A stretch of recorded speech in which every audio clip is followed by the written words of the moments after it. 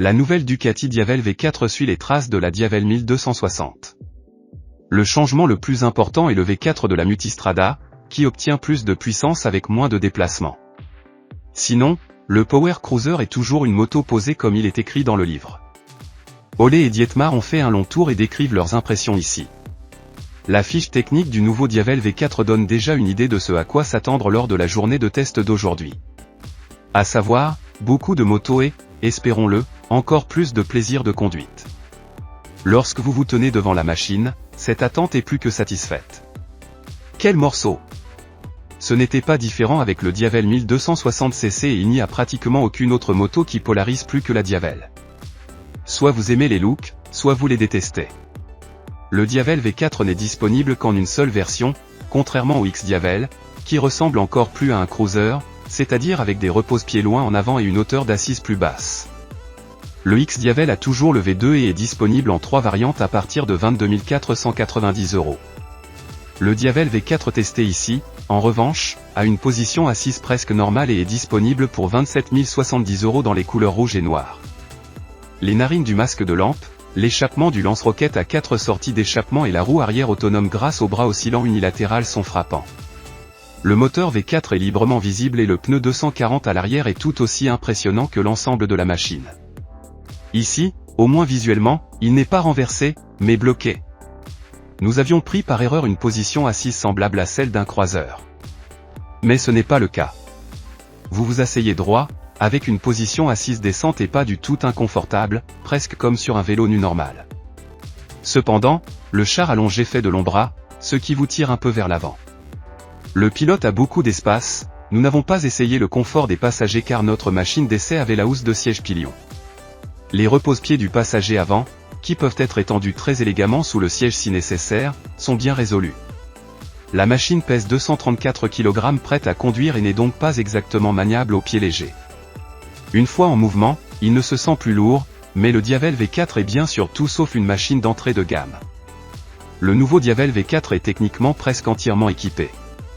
Il dispose d'un écran couleur TFT de 5, de plusieurs modes de conduite, d'un régulateur de vitesse, d'un contrôle de wheelie, d'un contrôle de lancement, de capteurs d'angle d'inclinaison avec ABS en virage et anti-patinage à plusieurs étages, d'une connexion de téléphone portable et d'un quick shifter avec blippé.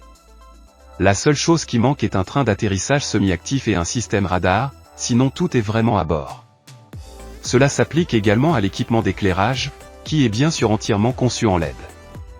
À l'avant, il y a des feux de jour et des feux de circulation, le feu arrière ou feu stop se compose de pas moins de 114 LED individuels.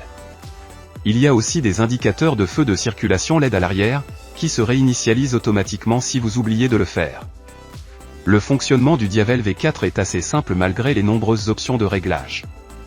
Il n'y a qu'un commutateur avec les fonctions Up, Down et Ante. Nous avons tout compris tout de suite, même sans manuel d'instruction, et ce n'est pas nécessairement une évidence étant donné l'abondance des fonctions. Bien joué, Ducati. Avant de partir, nous nous offrons un petit soundcheck. Comme toujours avec Ducati, les choses se mettent au travail, surtout quand on augmente le régime.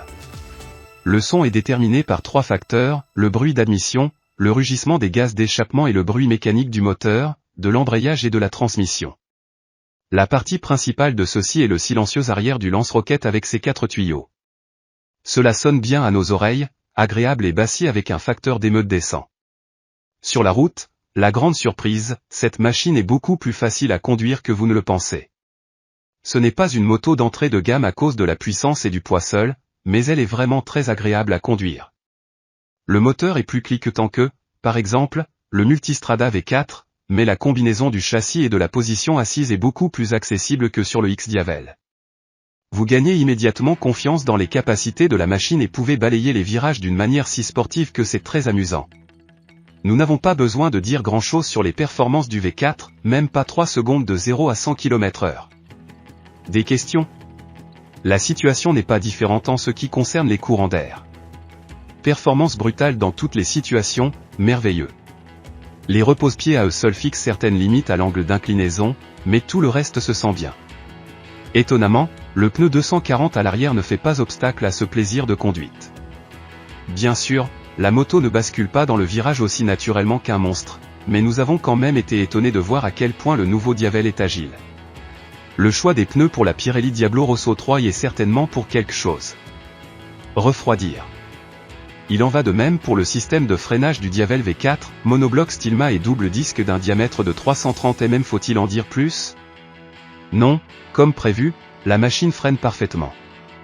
Depuis le Multistrada V4 Rally, le Diavel V4 a repris la désactivation des cylindres afin d'améliorer les valeurs de consommation. Vous pouvez entendre cet interrupteur ou cette mise en marche, mais vous ne le remarquez pas. Avec cette astuce, Ducati a pu réduire la consommation à environ 6,4 litres au 100 km.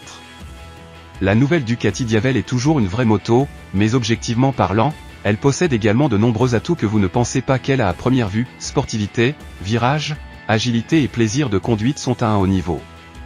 Ajoutez à cela les performances brutales du V4 et les freins extrêmement bons pour créer un mélange explosif. Ceux qui veulent réduire le Diavel uniquement à leur apparence extravertie commettent une erreur capitale.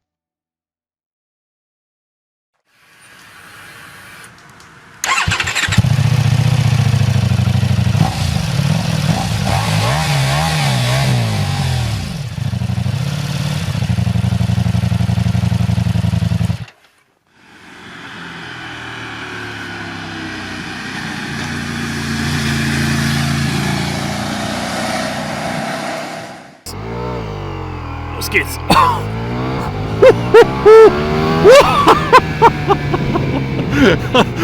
Oh. Und los geht's. Oh, Alter. Festhalten ist angesagt.